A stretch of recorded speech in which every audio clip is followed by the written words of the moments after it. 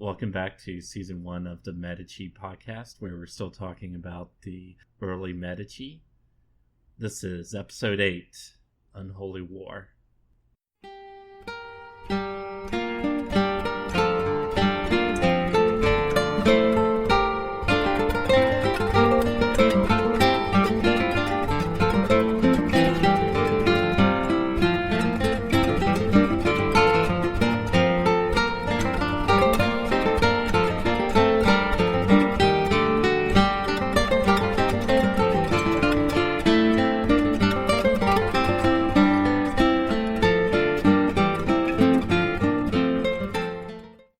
As you probably expect from living in the 21st century, all those wages spiking up and workers getting the power to seek employment with different employers in the years following the Black Death didn't sit well with the rich.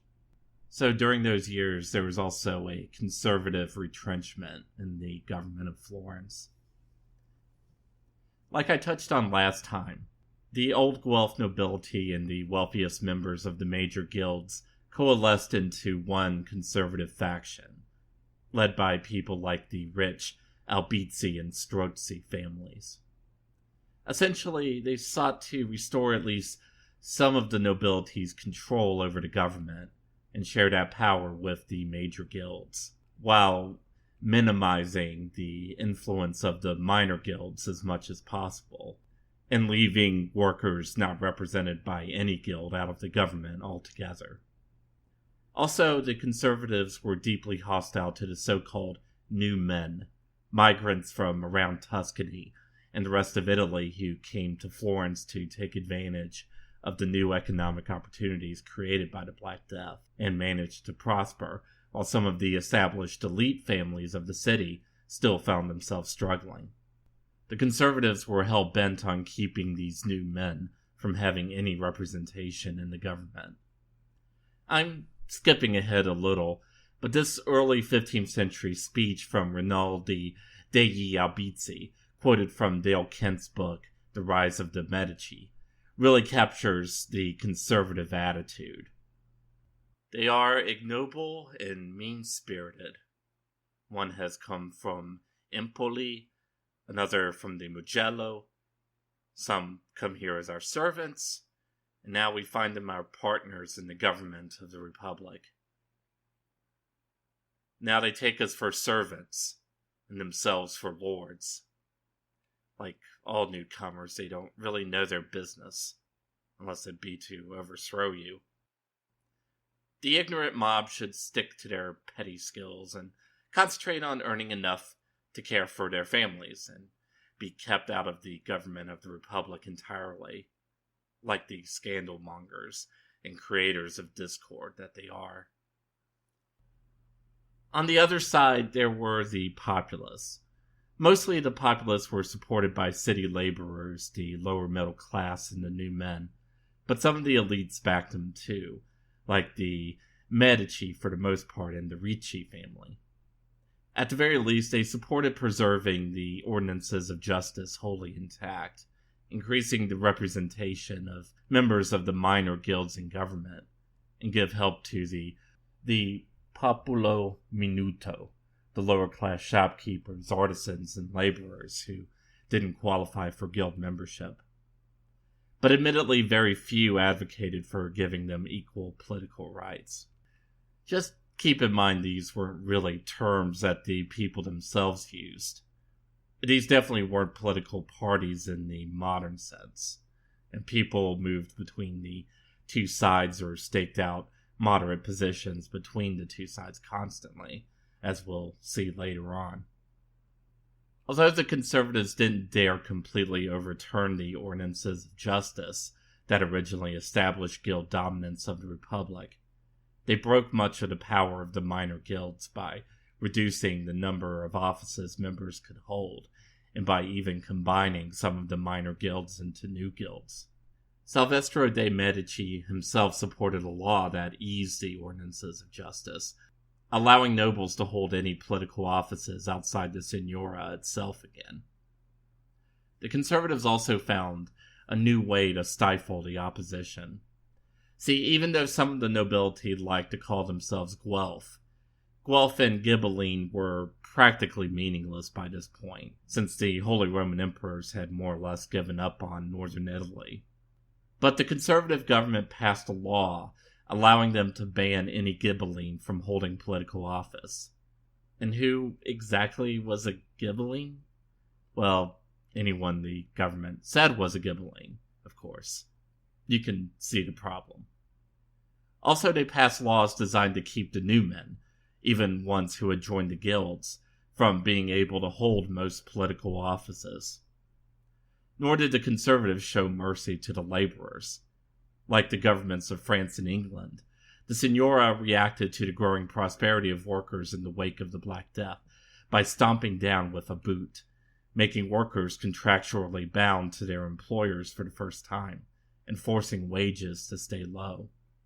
And just like in France and England, this was a recipe for a nasty revolt.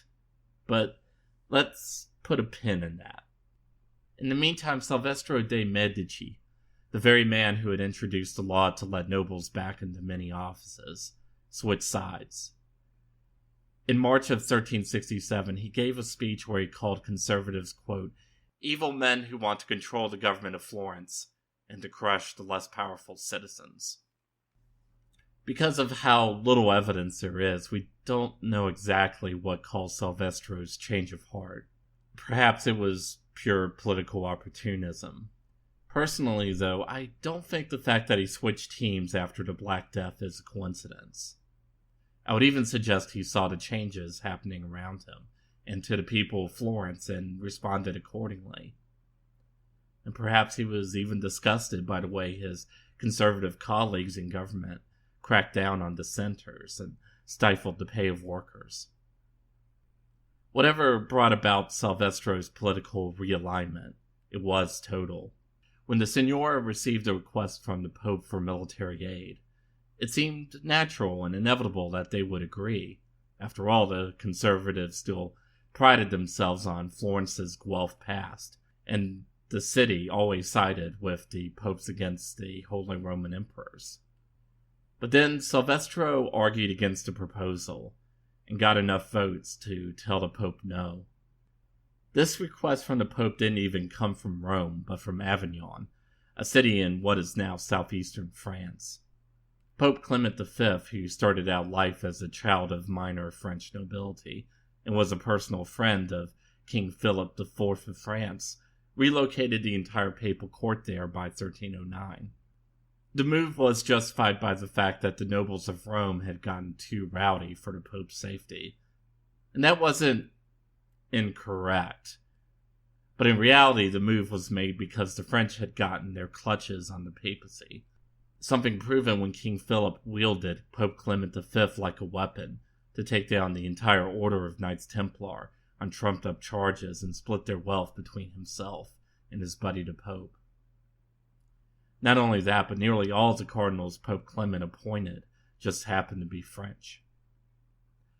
The poet Petrarch famously called this, with Old Testament flair, the Babylonian captivity of the church. But it wasn't just because the popes had obviously become the puppets of the French monarchy, although that was certainly bad enough. It was that, at a time when the Black Death had shaken up people's faith in the church, the papal court in Avignon was living it up on the ill-begotten Templar wealth and the tithes that they collected from around Europe.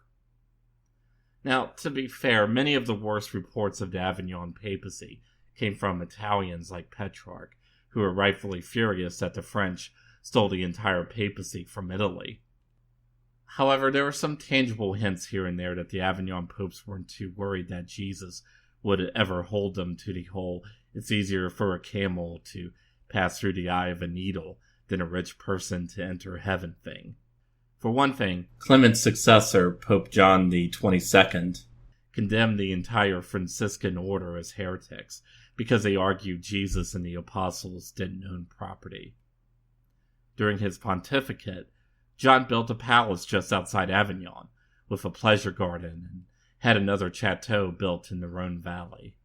Also, here's his shopping list for one banquet he hosted: 4,012 loaves of bread, 9 oxen, 55 sheep, 8 pigs, 4 wild boars, large quantities of fish, 200 capons, 690 chickens, 3,000 eggs, 580 partridges, 270 rabbits, 40 plovers, 37 ducks, 59 pigeons, 4 cranes, 2 pheasants, 2 peacocks, 292 small birds, 300 weight of cheese, 2,000 apples and other fruit, and 11 barrels of wine.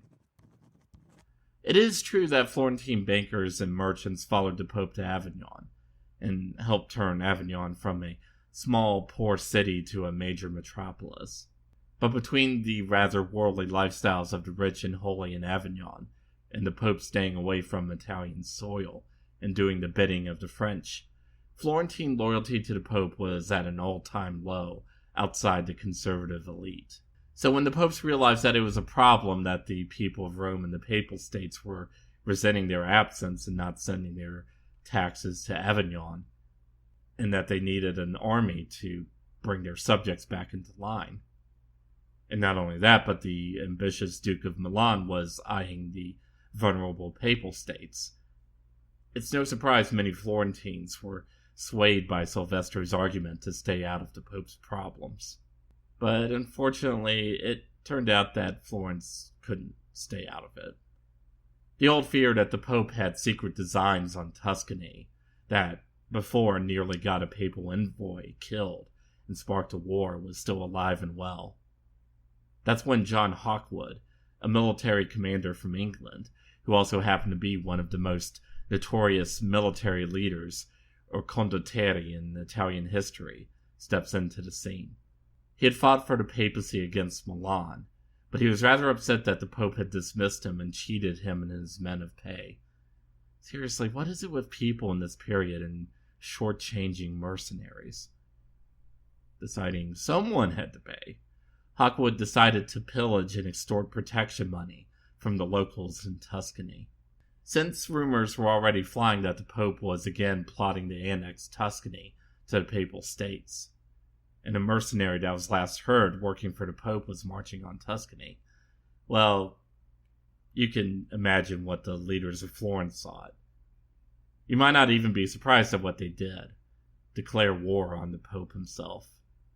Further, they offered Hawkwood an unheard of sum of 130,000 florins to help them fight his recent employer, money they raised through forced loans on clergy and monastic houses. Given that Hawkwood had no rules except he would never fight against the King of England, he gladly accepted. In the meantime, although Salvestro had opposed an allegiance with the Pope, he gladly supported the current war and snipping away at Florence's last political ties to the papacy. It became known as the War of Eight Saints, so named because the Signora appointed an 8-man commission to oversee the war effort. Even with Hawkwood's considerable talents, though, the war effort against the papacy stalled.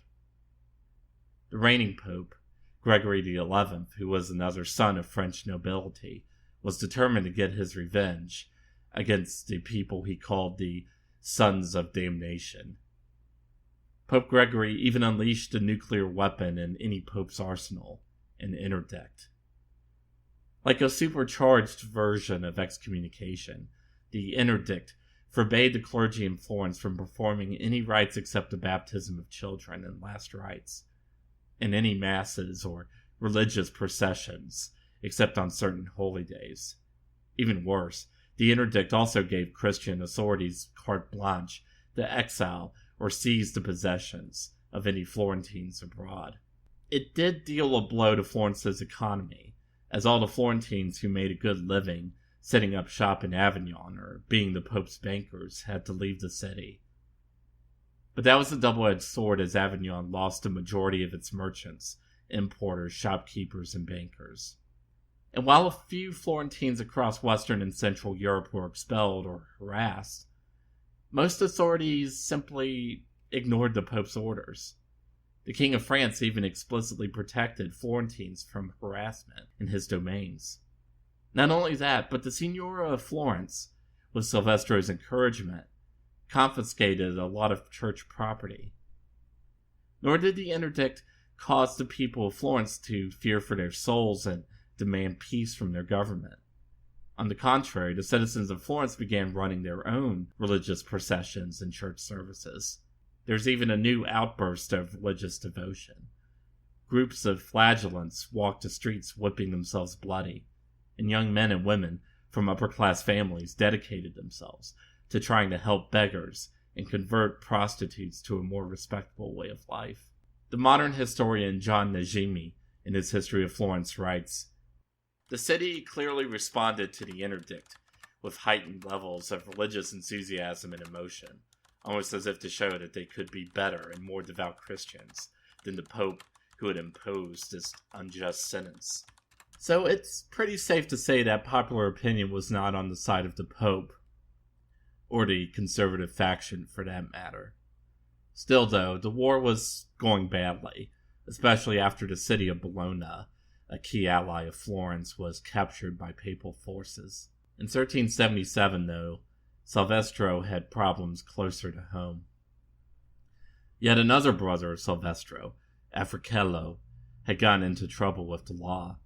Africello had gotten into a property dispute with an elderly widow over an estate in the Medici home turf of the Mugello. Africello then broke into the widow's home and murdered her. Again, Salvestro had to step in to keep a brother of his from getting the death penalty, although even he couldn't save Africello from losing his political rights. Meanwhile, the Pope was acting like a spiteful child, making exorbitant demands during the peace talks. "You're going to have to pay me $1 million.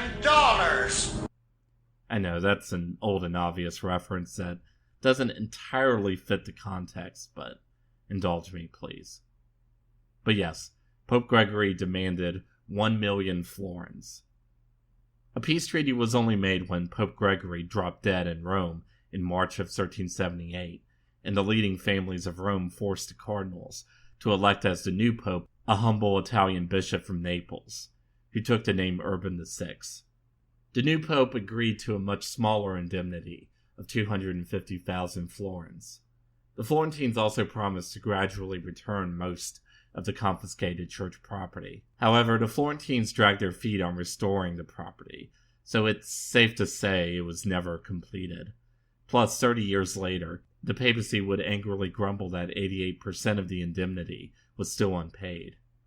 So while the War of the Eight Saints ended with a victory for the papacy, it wasn't much of a victory.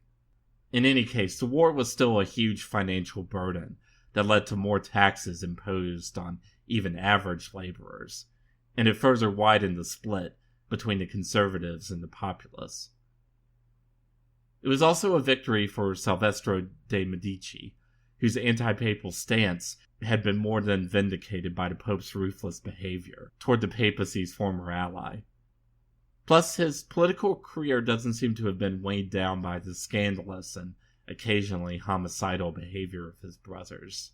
In fact, just a couple of months after the War of Eight Saints was over, on May 1st, 1378, Salvestro was selected to serve as Gonfaloniere. The conservatives were horrified and actually tried to get the appointment overturned.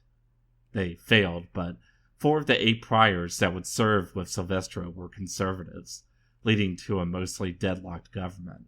Upon his appointment, Salvestro reportedly declared that he was there to represent, quote, the ordinary people, the merchants and craftsmen of Florence, and also the poor and those without power, so that they can live peacefully on the fruits of their labors and possessions.